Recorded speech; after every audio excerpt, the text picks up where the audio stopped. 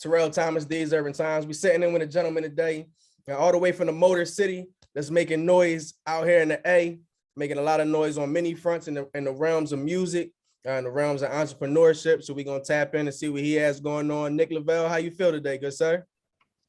Oh, I'm feeling good, Just smashed some Chick-fil-A. It's a dreary day in the A, a little chilly after we were spoiled with a nice array of 70s and things like that for the holiday season. Yeah, So, real bipolar. yeah, it's definitely bipolar out here. That's real shit. But I want to talk to you about your music and let our audience know, because as I mentioned in the introduction, you have a lot going on in the realms of entertainment. But music has been really great for you in the year 2021. Despite the pandemic, you still were able to flourish in many ways. So I salute you to that. But I want to start off with talking about your most recent record, Bad Bitch, and the visual behind it, how it's going crazy on Spotify. Talk to me about the inspiration behind that record right there and how it all came about. Right. I actually recorded that record back in 2018, back in Detroit, and it was just cooking up some shit and trying to get some content out. What ended up happening was I was trying to like get the record to someone else, and they wasn't really feeling it, or they didn't. I don't know. It was something going on, but bottom line, I said I'm gonna hold on to it. And the whole goal for the record was just to talk about women in a light where it kind of showcased something outside of the outer beauty. It was more so the inner beauty about who the person is, what you possess as a woman, and what accomplishments have you got, and then things that you do that we can look at and be like, no, that's a bad bitch, that's a real bitch, that's what we should be looking for in a woman. You know what I mean? So I didn't want to get too poetic, but it was ultimately like, let's make a fun record that showcases not only just pretty women, but women who got their shit together and stuff like that. Because a lot of times some women don't feel appreciated or don't feel like they're pretty enough because they don't get the likes and the views on Instagram and shit like that. So, I just wanted to tap in with something like that. Okay. Although you're down here making moves in the A, as I mentioned, you're from Detroit, from the Motor City. A lot of spotlight has been on your city as of recently, of course, because of the BMF series and everything that's been going on with Stars and that series and whatnot. So that may have been people's first glance at what life in Detroit was like and things of that nature. But talk to me from your perspective. What was life like growing up in Detroit, and when did you turn to music? Honestly, it's funny because when you watch BMF, you do see like us being kids. We were kids at that time, at least when I guess like Meech and them was like, because Meech, I don't know, I'm in that age bracket where I'm kind of like, I'm younger than Big Meech, but I'm not.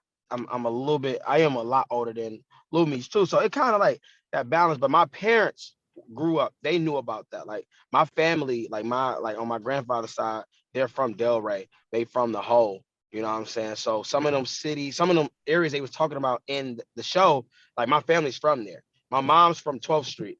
So it's just like it's kind of crazy how all that stuff was manifesting and whatnot.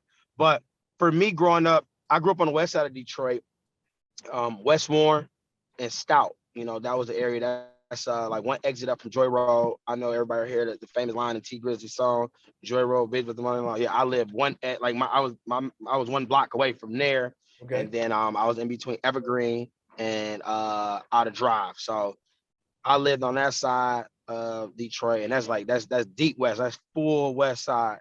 And it was a little hood, but it wasn't crazy as other hoods. You know what I mean? And I'll be honest about that, because I don't that ain't what I rap about. That ain't what I sing about. I don't talk about no hood shit, because that ain't me. It is what it is. I grew up in the hood. Parents kept me out of the hood. I just did nigga shit, like kid shit. You know what I'm saying? I fought and all that. Niggas got guns and all that shit, but we got paperwork behind our shit. We ain't really out here playing it crazy. So that was that. But just growing up in Detroit is definitely like when you look back at it as an adult, it's so different, because we were when you're kids, it's crazy shit going on, but you don't know how crazy shit is really happening. I dig it. Yeah, You know what I mean? People getting killed, fiends everywhere. You got family members that's crackheads, and you don't even know. Like, you didn't know that was a crackhead. You hear people say crackhead, but you don't even know what crack is. So it's definitely like, as a kid, you growing up in this shit, you don't even know what's going on. But then you get older, you start to like reflect. You'll be like, what the fuck? That was happening? I remember this. So yeah, that shit was steep. Okay. Now you are a man of many talents as you dibble and dabble in rapping in the hip hop world and singing as well and songwriting. So being a jack of all trades, is there one in which you enjoy the most? As you mentioned with Bad Bitch, you were originally looking to get that record to someone. So is it something where you enjoy songwriting a little bit more? Do you enjoy the aspect of writing and then and singing and composing that way? What gives you your most joy? I mean, I love singing more than anything because it's fun to create. That's the best part about the whole process. It's the process into, because a lot of times we're not even writing, we're composing like right there in the studio. So I mean, you technically is writing, but you get in the studio, we coming up with melodies, like just the process of how I and other writers, engineers, and producers, how we like correlate everything. I just be more so like trying to get like that'd be my lane. I'd be trying to get the process going, getting that vibe. So I enjoy that the most when it comes to the music part. I do love rapping though. The thing is, well, rap I have more fun with, and I can just be as loud and crazy as I want and unapologetic.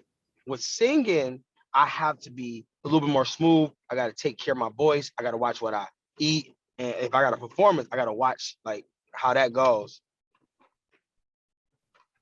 Still got me? Yes, sir. You rocking? Yeah, let me put my shit on do not disturb. I apologize. Well, you all good, player. You all good. You can continue right where you was talking. Yeah, so honestly, yeah, that's really like my favorite. And then the writing, like I said, the writing, it just comes with the situation. If I get a record, first thing I want to do is if I cook up 10 records, I do want to send them off. I want to send them all off. Chris Brown, Trey Songz, Jacquees, uh, even female artists, Summer Walker, LMA, Janae Aiko, send them shits all off. If anybody bite, all right, cool. You like it? You just looking for the motherfuckers just to bite a little bit.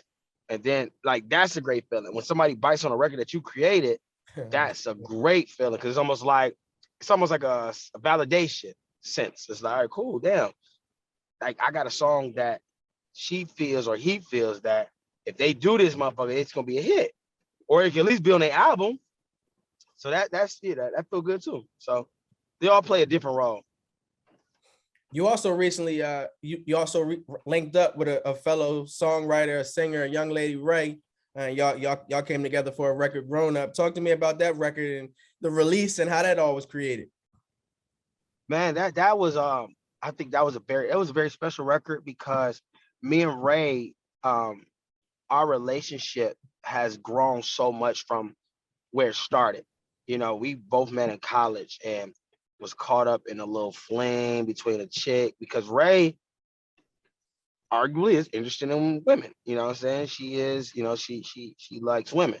So, it was just always we and her got involved in a little something back in like college, and just to see where we were at that time to see where we are right now, it's like crazy as fuck. But when she came to me with the record, she played it for me. I was like, oh, this shit is nuts. She said, I want you to get on it. I said, okay. Originally, I was supposed to take the second verse, but I was like, the way that the song came on, I was like, no, you gotta let me get that first one. We could switch it around. But she was like, no, I'm gonna keep you on. I'm gonna let you stay where it's at because I end up cutting the record and everything. But this was all during the pandemic. So we couldn't drop nothing because it was no point. So what we did was we recorded it. But this record been recorded and the video been done for almost a year and a half. That's what's so crazy. A lot of music that's coming out from me now, it's been done already. It's been already through the roofs. We just been waiting to release it. You always want to release stuff in a strategic way. But just connecting with Ray was phenomenal because she is a very talented artist. And I've been working with her for years. She's then opened up with shows with me, and we did shows together, and we done wrote songs together. We got other records together too. It just this was the one that we chose to make the move on. But even shooting the video was so incredible because no one's seen Ray in this lane. Like Ray is she plays the guy. She that's who she is. Like she comes off as the dominant. She's the male in the relationship. So she dresses like a boy and all this stuff, and she identifies in that way sometimes. And I always kind of try to make sure I don't say the wrong thing because I don't ever want to disrespect anybody because I genuinely don't know. You know what I mean? But I got respect for anyone, whatever decision they make. You know what I mean? I have nothing against anything, So to see her in some panties, I said, God damn, ain't this about a man? I ain't know you had that motherfucker back. Look, I'm in the video. I'm like, I ain't know you had that motherfucker back there. God damn it. I thought you was a little boy. A little boy, Damon. But no, she it was like I said, it was dope because it was out of her element, but I think that's what brings the best out of artists or just people in general when you're put outside of your element and then you're forced to adapt to get something accomplished and then you nail it because it's like you're tapping into something that you didn't even know that you could do. Well said. Well said. It's still early in the first quarter of 2022. We just kind of getting this ball rolling. And now, sadly, or I guess you could just even say realistically, we're kind of heading into year 3 of the pandemic and how to maneuver and shake and things of that nature.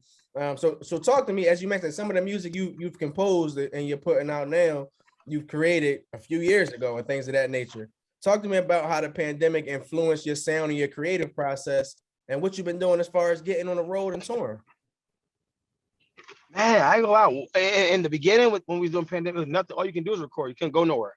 Well, we couldn't go nowhere, and then once started lifting everything and started allowing people to sneak everywhere, then all we could do is record. But the thing is, when you're really honed in and you can't do shit but one thing or things that you love to do, then you're going to grow to love it anymore because we're so distracted. Or I say I am. I'm distracted living in Atlanta because you have to try to keep up. You got to stay in the midst of things, in the mix of things, in order to kind of stay relevant.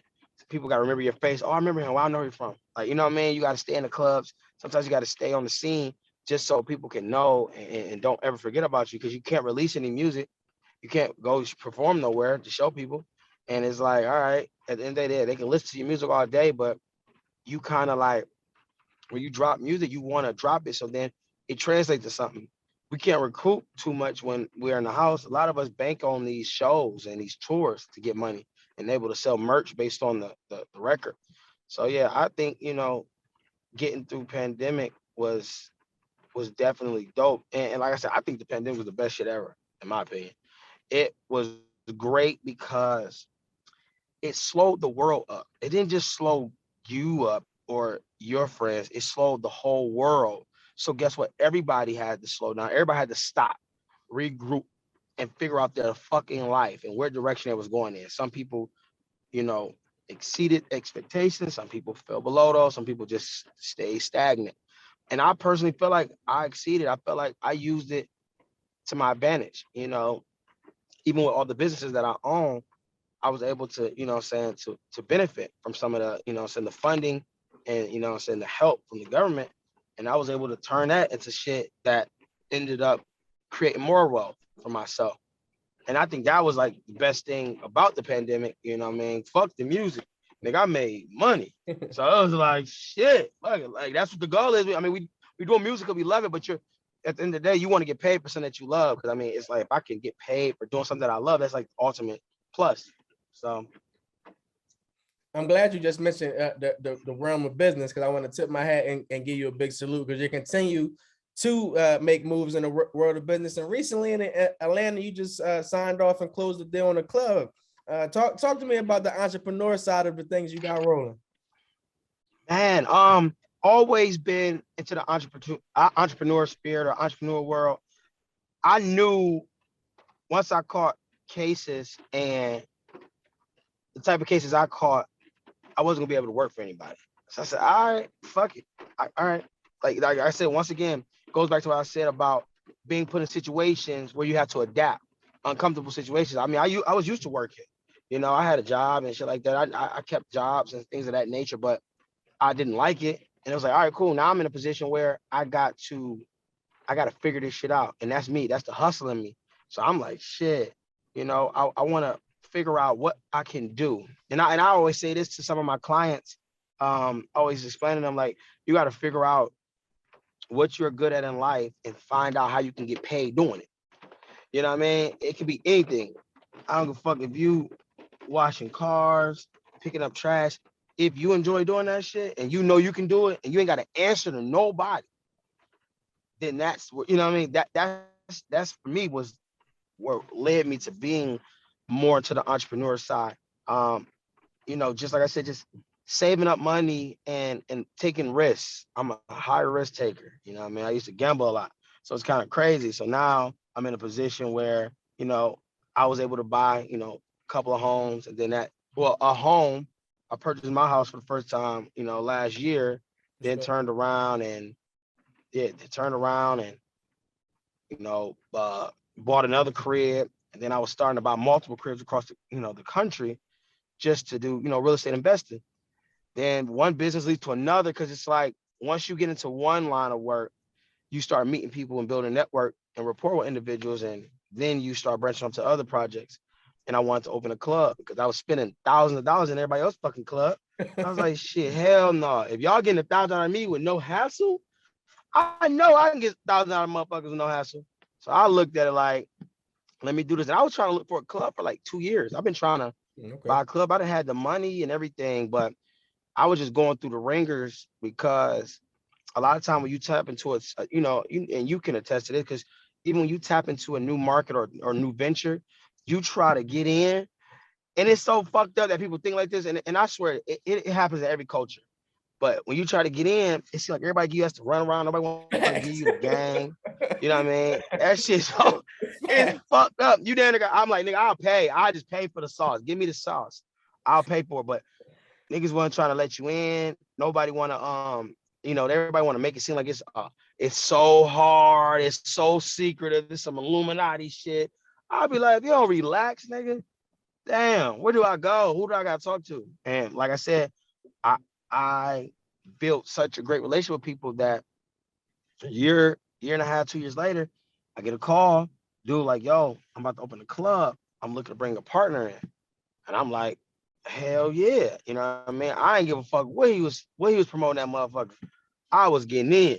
So, you know, we chopped it up and we had to go through a lot of legal stuff and to get a lot of lawyers involved. So I was like, you know, that shit was wearing me down. I'm like, ugh, I hate that shit. I hate when I deal with lawyers. But once they gave me the green light, I said, all right, cool. We did everything we need. We crossed our T's and I dotted everything. We like, all right, cool. Let's go ahead and lock in. And that's why I was all right, cool. I'll push the button on that. So yeah, I got into it, man. We were supposed to be opening they say you're gonna be open about 45 days, 45 to 60 days. Okay. So about a month and a half to 2 months. You know what I mean? Definitely need you at the grand opening. You Yeah, know, we're gonna pull up on you and get out and yeah and come enjoy ourselves. That's hard. That's really dope. Congratulations on that, man. Once again, Terrell Thomas, TheseUrbanTimes, sitting down with the one and only Nick LaVelle. I'm not gonna take much more of your time up. I appreciate you. You know, like right as you mentioned, you pulled over so we could sit and chat. I damn sure appreciate your time. I know you're a busy man, but I can't sit and chat with you and not talk to you about the world of sports in Detroit right now. We know about your Lions. They turning around. They look good the last few weeks. It looked shaky in the beginning of the yeah. But they look good, and y'all got the #1 overall pick and Cade Cunningham with the Pistons. So talk to me about the Lions first. New regime and Dan Campbell. He's looking like he's trying to, you know, change shit around. First he was talking about fighting kneecaps and all that different stuff. But what are your thoughts on the Lions right now? I mean, I'm a diehard Lions fan, like my whole life. So you know what I'm saying.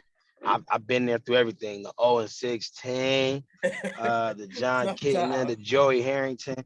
Like it was crucial. The Jim Caldwell, the Jim Schwartz, all them niggas. I've been there. The Steve Mariucci. You know what I'm saying? Like I've been there from the beginning. At least as long as like old enough to remember the shit. Like since I've known, I've been tapped in. But what I feel, and I'm gonna always feel this way. It's our front office. It's our ownership. It's the management. It start with them fucking Fords. All right, them racist motherfuckers. Yeah. post this. I said it because it don't make sense. We got all this fucking money. You motherfuckers are billionaires. Don't want to pay nobody. Because if you look at the Lions, their history, we get good players, or we get, our players are developing to good players. And when it's time to pay them, we let them go. Let them go. Imagine, because we letting niggas go for nothing. We let Galladay go. We let we made Calvin Johnson retire because they didn't want to pay him and shit like that, and didn't want to strengthen the team. We let Sue go. We let Averill go. We let motherfucking Darius Slay. Who else we just let? Derek. Oh my God. I'm we an let Eagles him fan. go. We love It's to like, let him go. yeah, and we got nothing to return but some draft picks. And then I ain't gonna say that we draft bad, because I ain't gonna lie, like, it's hard to depict on how you draft because you don't know what a player is gonna do. No one knows what a player is gonna end up being. Like we got Jeff Okuda, who's been injured both seasons, so we really haven't seen him in a full season. And if he go injured the third season, that's a wasted draft pick. We arguably may have the 1 or 2 draft pick depending on this week, but I think we gonna win against Green Bay because they resting all their players. So I think, and then I don't think Jacksonville I don't think they're gonna win either. So I feel like we may get the 1 or 2 pick. What's so ironic is the projected number 1 overall draft pick is Hutchinson out of Michigan. He's from Michigan, so it's a crazy situation, and we do need help on that D line. So I think the lane that we need to be going in is we need to be at least building from the defense on. I'm a defensive player. Like, I'm a defensive man. Like, even me when I play sports, high school, and even walking on in college, I wanted to play DB, defense, because it's like, I feel like that's really the backbone of the team. If you're able to, to build a strong defense, at least get them motherfuckers off the field. You know what I mean? Get them off the field as fast as possible and give us a shot. You get them and get good field positioning and things like that. We can make plays and score and shit like that. But like I said, I watch all these teams. I watch our division. I see the direction of our division. When you got other cats in the division like Minnesota, they got a top 5 wide receiver. You know what I mean? And Justin Jefferson. So we got shit to look forward to that. Then we got the Green Bay Packers, who's the best team in the NFL right now.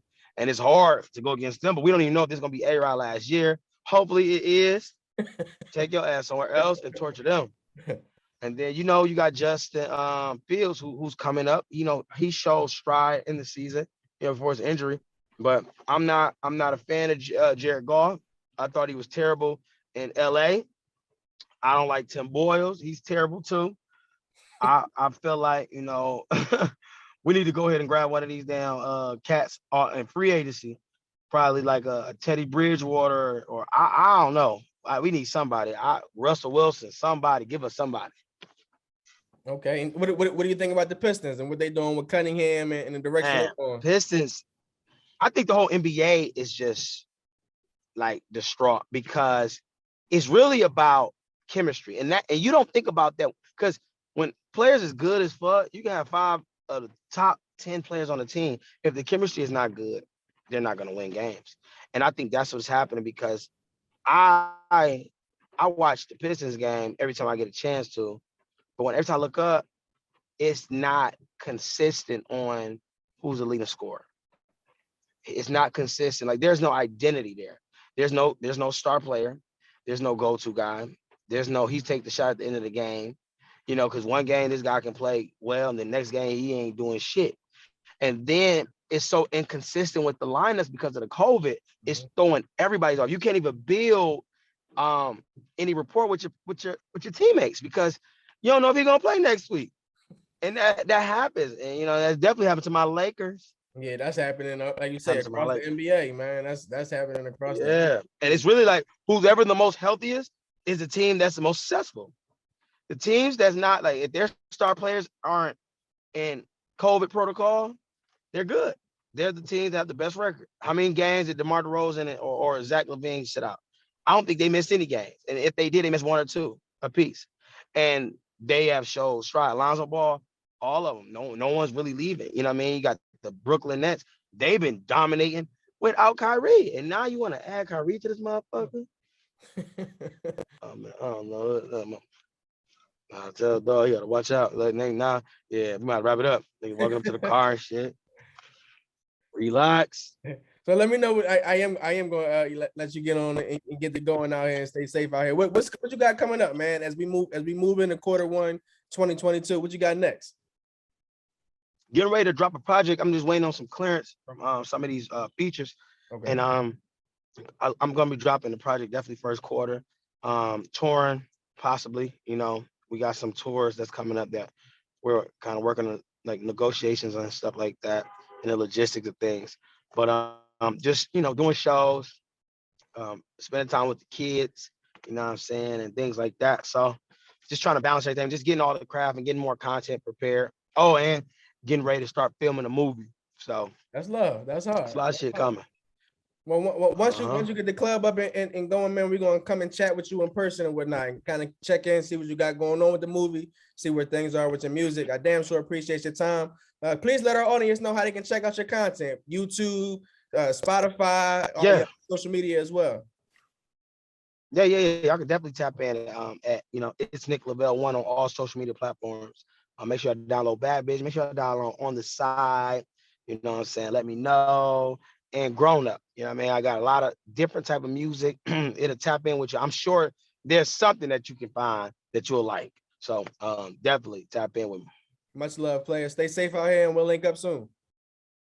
All right, you too, big dog.